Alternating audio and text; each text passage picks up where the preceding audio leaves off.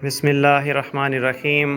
حارث بن حشام نامی شخص نے حضرت محمد صلی اللہ علیہ وآلہ وسلم سے سوال کیا، حضور آپ پر وحی کیسے نازل ہوتی ہے؟ آپ نے فرمایا کہ وحی نازل ہوتے وقت کبھی مجھ کو گھنٹی کی سی آواز محسوس ہوتی ہے اور وحی کی یہ کیفیت مجھ پر بہت شاق گزرتی ہے۔